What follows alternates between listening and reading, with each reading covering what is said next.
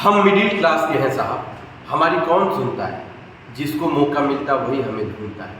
साहब पता है आपको, हमारी एक पीढ़ी पैदल चलती है तो दूसरी पीढ़ी साइकिल खरीदती है, तीसरी पीढ़ी बाइक खरीदती है, चौथी पीढ़ी तब जाकर के कार खरीद पाती है साहब, क्योंकि हम साहब मिडिल क्लास के लोग। साहब महंगाई तो हमारे लिए कितनी कष्टदायक है, शब्दों में कैसे बयां करें। साहब हम तो ठहरे किसान हैं, खेती जान लगा करके करते हैं, खून पसीना बहा देते हैं। कभी सूखा हमारी जान लेने को तैयार हो जाता है, कभी बाढ़ हमारे लिए आफत बन जाती है। साहब जब कड़ाके की ठंड होती है और आप रजाई में सोकर आनंद लेते हैं, तब हम खेत में काम करते हैं। साहब जब आप बारिश में अपने घरों में पकौड़ी और चाय करते हैं, तो हम अपने धानों की रखवाली करते हैं और धान में पानी सोचते हैं कि मेड़ के बराबर आ जाए ताकि इस बार फसल अच्छी हो। साहब आपको पता है, हमारे त्यौहार भी हमारे फसल पर निर्भर करते हैं कि हमें होली कैसी मनानी है और दिवाली कैसी मनानी है, और हमें मेले के त्यौहार में कैसे बच्चों को पैसे देकर खुशहाली लानी। साहब आपको क्या लगता है कि ये जो बड़े बड़े चैनलों पर डिबेट होते हैं, बड़ी बड़ी बातें होती हैं, क्या हम गरीबों की बात करें? साहब एसी लगी होती है और एक कमरे में बंद होकर के डिबेट करना बड़ा आसान होता है। साहब डिबेट करना है ना, तो बड़े बड़े लोग डिबेट करते हैं।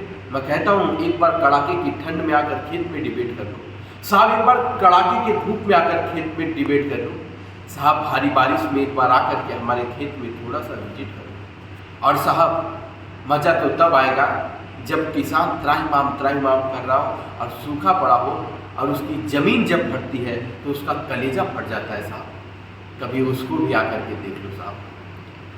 साहब कई हज़ारों का सूट पहनकर, कई हज़ारों के कपड़े पहनकर और एसी में बैठकर, एक रूम में बैठकर डिबेट करना आसान हो सकता है साहब, लेकिन धरातल की सच्चाई क्या है ये बता पाना बहुत कठिन होता है साहब। कौन हमारी सुनता है साहब?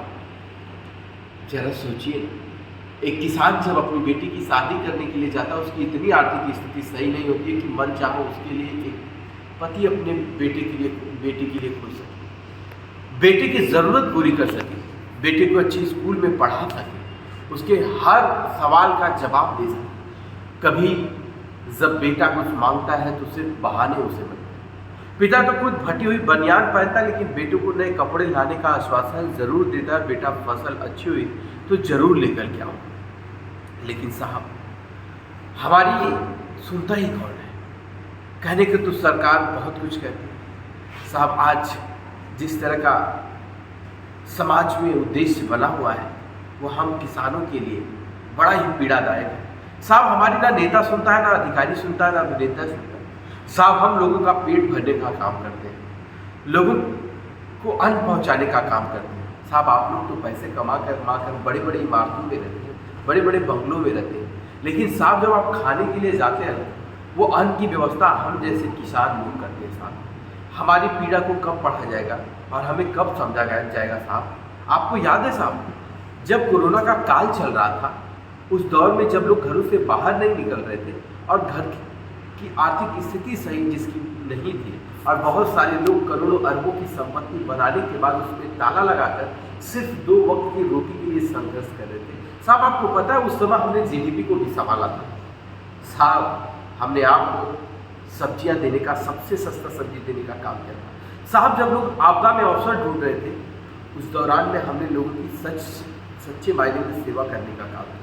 लेकिन साहब आज वो दिन गुजर गए और लोग हमें ही भूल गए साहब। हमें कब समझा जाएगा, कब हमारे बारे में विचार किया जाएगा? बस